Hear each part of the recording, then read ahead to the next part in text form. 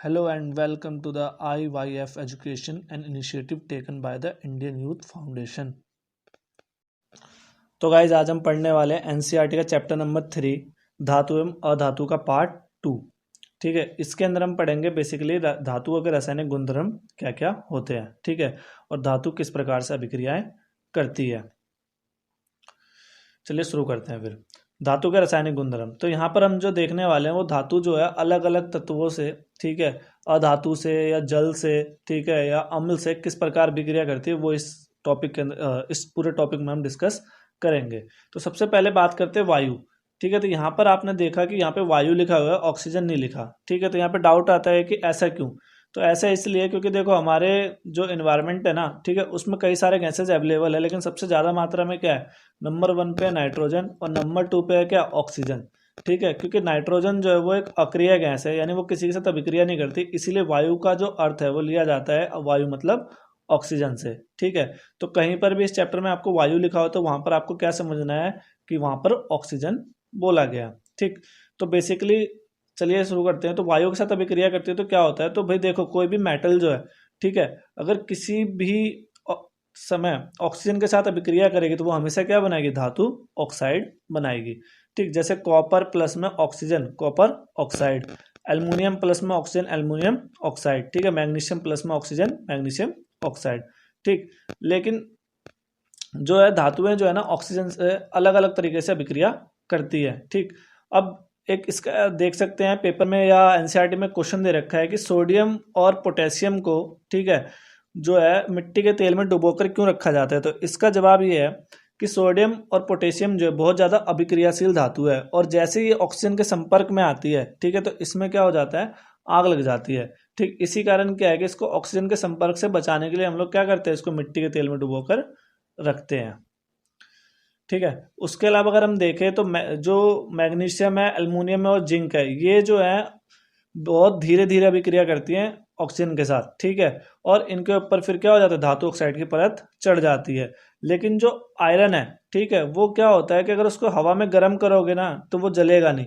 ठीक है, लेकिन अगर लोहे के चूरन को जलाओगे तो वो जल जाएगा। ऐसा क्यों, तो ऐसा इसलिए होता है क्योंकि लोहे का चूरन का जो सरफेस एरिया है वो बहुत कम होता है, जिसके कारण हीट जो है बहुत ज़्यादा उस पर प्रभाव डालती है, जिस कारण वो क्या हो जाता है, जलने लगता है। ठीक है, तीसरा आता है कि कॉपर जो है वो जलता नहीं है, लेकिन वो काला क्यों हो जाता है। तो काला इसलिए हो जाता है क्योंकि उसके ऊपर क्या हो जाता है, ऑक्सीजन की परत चढ़ जाती है, जिससे वो कॉपर ऑक्साइड बन जाता है और उसका रंग कैसा हो जाता है, काला। ठीक है, उसके अलावा आपका हो गया चांदी सोना, ठीक है, वो ऑक्सीजन के साथ अभिक्रिया नहीं करते। ठीक है, इससे रिलेटेड एक क्वेश्चन भी आता है कि हमारे घर में जो गहने हैं, गहने बनाने के लिए सोना चांदी और प्लेटिनम का प्रयोग ही क्यों किया जाता है।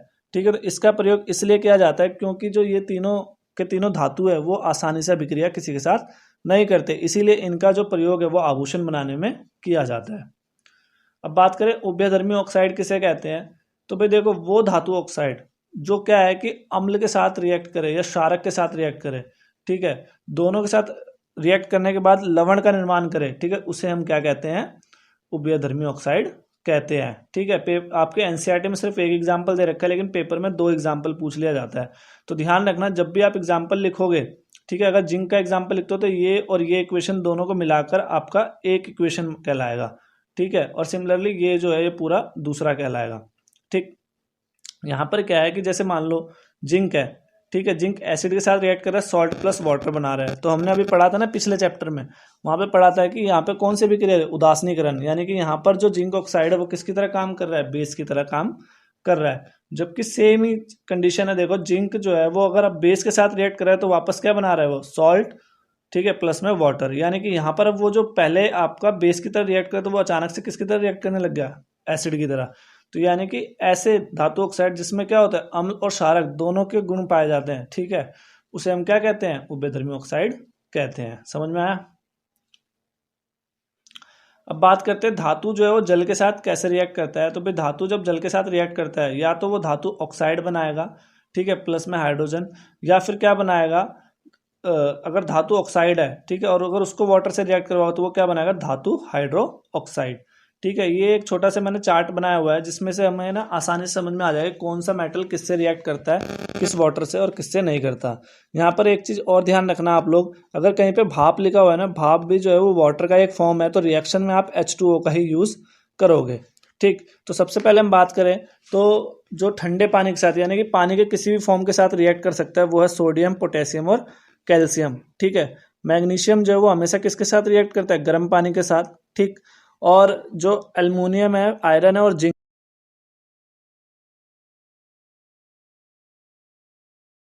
वो केवल और केवल किसके साथ रिएक्ट करेंगे, तो वो करेंगे केवल भाप के साथ रिएक्ट। ठीक, उसके अलावा अगर हम बात करें लेड की, कॉपर की, ठीक है, सिल्वर की और गोल्ड की, तो वो जो है किसी के साथ भी अभिक्रिया नहीं करते हैं। समझ में आ गया? इस नेक्स्ट स्लाइड, एक क्वेश्चन जो है वो ये है कि कैल्शियम और मैग्नीशियम रिबन को जब हम पानी में डालते हैं तो वो तैरने क्यों लगते हैं। ठीक है, तो वो तैरने इसलिए लगते हैं क्योंकि जो कैल्शियम और मैग्नीशियम है जब वो वाटर के साथ रिएक्ट करते हैं तो हाइड्रोजन गैस बनाते हैं और वो बबल्स क्या होते हैं उसके सतह पर चिपक जाते हैं, जिसके कारण वो क्या होते हैं, हवा में पानी में तैरने लगते हैं। कि मेटल्स जो है, ठीक है, वो किस तरीके से रिएक्ट करते हैं वाटर के साथ, तो ये इक्वेशंस आप देख लेना। ठीक है, अगर आपको बोला जाता है कि भाई आयरन जो है भाप के साथ कैसे अभिक्रिया करता है, तो इसका मतलब क्या है कि आपको आयरन को H2O के साथ रिएक्ट करके दिखाना है। ठीक है, क्योंकि भाप का मैंने बताया था आपको अभी पहले भी कि भाप जो होता है वो भी क्या होता है, वाटर का एक फॉर्म होता है। ठीक, अब आ जाता है टॉपिक नंबर 3 पर। टॉपिक नंबर 3 क्या है कि धातु की तनु अम्ल के साथ अभिक्रिया कैसी होती है। तो हमेशा याद रखना धातु जो है वो तनु अम्ल के साथ ही अभिक्रिया करवाएंगे। क्यों? क्योंकि जो ये दोनों रिएक्शन होता है ये होता है एक्सोथर्मिक यानी कि ऊष्माक्षेपी। तो अगर वो तनुकृत नहीं होगा तो उसमें ऊष्मा बहुत अधिक निकलेगी। ठीक है, तो इसी कारण क्या करते हैं हम कि उसका हमेशा तनु अम्ल के साथ ही अभिक्रिया करवाते हैं। ठीक, तो बेसिकली क्या है कि जब भी कोई भी मेटल जो है वो तनु अम्ल के साथ अभिक्रिया करते हैं तो हमेशा लवण बनेगा और हाइड्रोजन गैस बनेगी। ठीक है, जैसे कि यहाँ पर रिएक्शंस में दे रखा है कि आयरन जो है HCl के साथ रिएक्ट कर रहा है तो क्या बन रहा है, फेरिक क्लोराइड बन रहा है। ठीक है, और हाइड्रोजन गैस बन रही है। ठीक है, यहाँ पे मैग्नीशियम क्लोराइड बन रहा है, ठीक है, और हाइड्रोजन गैस बन रही है। यहाँ पे जिंक क्लोराइड बन रहा है और हाइड्रोजन गैस बन रही है। वैसे यहाँ पे एल्युमिनियम क्लोराइड बन रहा है और यहाँ पर हाइड्रोजन गैस बन रही है। लेकिन एक बात और ध्यान रखना कि जो कॉपर है आपका, ठीक है, और गोल्ड है और सिल्वर है, ठीक है, और मरकरी है, ये जो है ये कभी भी एसिड के साथ रिएक्ट नहीं करते हैं। अब एक इम्पोर्टेंट पॉइंट है, ठीक है, जो मोस्ट ऑफ द टाइम आपको देखने को नहीं मिलेगा। ये जो पॉइंट है मैंने एनसीईआरटी में से लिया है और ये एनसीईआरटी के अंदर ही है, और बाकी आपके जो सपोर्टिंग मटेरियल है, नोट्स ज़्यादातर जो होते हैं उसमें ये पॉइंट नहीं दिए हुए रहते। ठीक है, ये है क्या, ये कहता है कि भाई देखो कोई भी मेटल जो है, ठीक है, अगर HNO3 से रिएक्ट करता है यानी नाइट्रिक एसिड से, तो क्योंकि आपको पता है कि वो भी एक एसिड है, तो हमने अभी पढ़ा कि एसिड के साथ रिएक्ट करते तो हाइड्रोजन गैस निकाला, लेकिन यहाँ पर क्या होता है कि उल्टा होता है कि HNO3 अगर किसी मेटल के साथ रिएक्ट करेगा तो वो हाइड्रोजन गैस नहीं छोड़ेगा। ठीक है, फिर आपसे क्वेश्चन पूछा जाएगा क्यों? क्योंकि हाइड्रोजन गैस क्या होता है, वो ऑक्सीकृत हो जाता है। ठीक है, यानी कि वो नाइट्रोजन के किसी ऑक्साइड में उपचयित हो जाता है। इसके कारण क्या है कि वो हाइड्रोजन गैस उसमें से नहीं निकलती है। अब यहाँ पर फिर क्वेश्चन आता है कि क्या कोई मेटल है जहाँ पे निकलती है, तो हम कह सकते हैं हाँ है, वो है आपका मैग्नीशियम और मैग्नीज। ये दो मेटल है जहाँ पर अगर हम HNO3 के साथ अगर रिएक्ट करवाएं तो हाइड्रोजन गैस निकलेगी, अदरवाइज हाइड्रोजन गैस नहीं निकलेगी। एक्सेप्शन है ये। उसके अलावा जो नीचे वाला पॉइंट है वो यही है जो मैंने अभी पीछे समझाया था कि अगर हम मेटल के साथ जो है अभिक्रिया करवाते हैं, उसका क्या नाम है, एसिड का, ठीक है, तो वो हमेशा क्या होगा, एक्सोथर्मिक होगा, जिसके कारण आप उसकी सतह पे बुलबुले भी देख सकते हो। अब बात करते हैं धातुओं का अन्य धातु लवणों के साथ अभिक्रिया। ठीक है, यानी धातु किसी अन्य धातु के साथ रिएक्ट कैसे करता है। तो इसका जो है ये चैप्टर 1 से रिलेट करता हुआ टॉपिक है। ठीक है, चैप्टर 1 में हमने पढ़ा था विस्थापन अभिक्रिया, जिसमें क्या था कि जो अधिक अभिक्रियाशील धातु था वो अपने से कम अभिक्रियाशील धातु को क्या कर रहा था, डिस्प्लेस या विस्थापित कर रहा था। तो वही चीज़ यहाँ पर भी होती है। यहाँ पे सक्रियता श्रेणी बना रखी है। ठीक है, ये अधिक, ठीक है, मध्यम और न्यूनतम, या इसमें सक्रियता बिल्कुल भी नहीं होती है। ठीक है, तो वह सबसे पहला क्वेश्चन है सक्रियता श्रेणी किसे कहते हैं। तो वह सूची जिसमें धातुओं का क्रियाशीलता के अवरोही क्रम में व्यवस्थित किया जाता है, यानी घटते क्रम में व्यवस्थित किया जाता है, उसे हम क्या कहते हैं, सक्रियता श्रेणी कहते हैं। ठीक है, अब यहाँ पे एक बात ध्यान रखना हमेशा कि जो ऊपर वाला मेटल है ना वो अपने से नीचे वाले मेटल को डिस्प्लेस कर सकता है। यानी पोटेशियम जो है ना सोडियम, कैल्शियम, मैग्नीशियम, एल्युमिनियम सबको डिस्प्लेस कर सकता है, पर एल्युमिनियम जो है ना तो वो मैग्नीशियम को डिस्प्लेस करेगा, ना ही कैल्शियम को, ना ही सोडियम को, ना ही पोटेशियम को। समझ में आया? नेक्स्ट आता है कि धातुओं का अन्य धातुओं के साथ, अन्य अधातुओं के साथ कैसे अभिक्रिया होता है। ठीक है, तो सबसे पहले हम देखते हैं धातु होते क्या है। धातु वो होते हैं जो धनायन होते हैं, यानी कि वो जो है अपने इलेक्ट्रॉन को डोनेट करते हैं, छोड़ते हैं। ठीक है, जबकि अधातु कौन होते हैं? जिनको इलेक्ट्रॉन ग्रहण करना होता है। तो जो छोड़ता है उसे धनायन कहते हैं और जो लेता है उसे ऋणायन कहते हैं। ठीक है, तो यहाँ पर एक एग्जाम्पल है सोडियम का। तो सोडियम का क्या है, 3 सेल होते हैं। ठीक है, तो पहले में हो गया 2, दूसरे में 8 और तीसरे में 1, क्योंकि टोटल नंबर होता है इसका सोडियम का 11।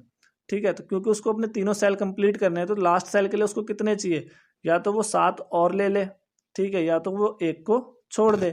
तो इसमें से इजी क्या है, 1, क्योंकि देखो उसका जो न्यूक्लियस है ना यानी केंद्रक है वो 7 और इलेक्ट्रॉन का भार नहीं संभाल सकता, तो इसीलिए वो क्या करेगा, 1 को छोड़ देगा। यानी जैसे कि आप यहाँ पर देख रहे हो कि उसके 2 सेल हो गए, पहले में 2, दूसरे में 8 और फाइनली 1 को उसने क्या कर दिया, छोड़ दिया।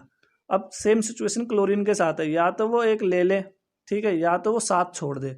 तो सिंपली जैसे वो 7 गेन नहीं कर सकता था वैसे क्लोरीन क्या है, 7 छोड़ नहीं सकता। ठीक है, क्योंकि उसके लिए बहुत ज़्यादा अधिक ऊर्जा की आवश्यकता पड़ेगी, तो इसलिए वो क्या करेगा, 1 को ग्रहण कर लेगा। तो इसी कारण क्या होगा कि सोडियम और क्लोरीन आपस में कंबाइन हो जाएंगे, ठीक है, और बन जाएगा सोडियम क्लोराइड। समझ में आएगा इस?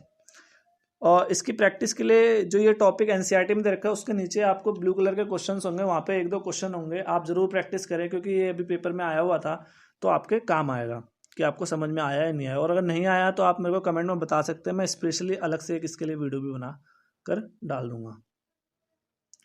अब बात करते हैं कि दोनों जब कंबाइन होते हैं धातु और अधातु तो उस तरह के यौगिक को कहते हैं क्या, तो उस तरह के यौगिक को कहते हैं हम आयनिक यौगिक। ठीक है, क्यों? क्योंकि यहाँ पर क्या होता है, दोनों एक दूसरे से क्या करते हैं, आयन को एक्सचेंज करते हैं। तो भाई आयनिक यौगिक के क्या गुण धर्म होते हैं, 3 मार्क्स का क्वेश्चन है फर्स्ट टर्म के हिसाब से। ठीक है, सेकंड टर्म में ये क्वेश्चन कम चांस है आने का, फर्स्ट टर्म में आ सकता है। ठीक है, तो भाई पहला भौतिक प्रकृति, ये जो होते हैं बहुत कठोर होते हैं और इतने कठोर होते हैं कि अगर आप इसको प्रेशराइज करोगे, ठीक है, तो ये टूट जाएंगे। समझ में आया? भंगुर का मतलब होता है टूट जाना, ब्रिटल, यानी कि ज्यादा दबाव पड़ने पर बिखर जाना, टूट जाना। ठीक, गलनांक एवं क्वथनांक की बात करें तो इनका जो गलनांक व क्वथनांक बहुत अधिक होता है। ठीक, उसके अलावा अगर हम बात करें घुलनशीलता की, तो घुलनशीलता भी क्या होती है भाई, ये जो है केरोसिन पेट्रोल में नहीं घुलेंगे लेकिन पानी में क्या हो जाएंगे, घुल जाएंगे। क्यों? क्योंकि पानी भी एक तरह का क्या है, आयनिक यौगिक है, जबकि केरोसिन और पेट्रोल जो वो सहसंयोजी यौगिक है, जिसके बारे में आप चैप्टर 4 में पढ़ोगे। ठीक, विद्युत चालकता, विद्युत चालकता क्या है कि अगर ये जलीय विलयन के रूप में है यानी कि लिक्विड में, तो वो तो इसमें विद्युत का चालन होगा, लेकिन अगर ये ठोस है तो इसमें विद्युत का चालन नहीं होगा। जैसे कि आपका नमक, नमक को अगर पानी में डालते हो तो वो करंट फ्लो करता है, लेकिन अगर सूखे नमक में अगर आप करंट फ्लो करने की कोशिश करो तो उसमें करंट फ्लो नहीं होगा। अगर हम बात करें सबसे इम्पोर्टेंट की, तो वो ये है कि रासायनिक गुणधर्म के आधार पर धातु और अधातु में अंतर स्पष्ट कीजिए। क्यों? क्योंकि देखो भौतिक तो सबको पता है, 8वीं में भी पढ़ा आपने, 9th में भी पढ़ा, इवन 7th में भी एक आध जगह आ जाता है थोड़ा बहुत, तो वो तो सबको पता है, लेकिन ये आपको नहीं पता होता, और कई बार पता भी होता है पर आपको ये नहीं पता होता कि ये ऐसे लिखना है। तो वो देख लो 3 मार्क्स में, एनसीईआरटी का भी क्वेश्चन है ये।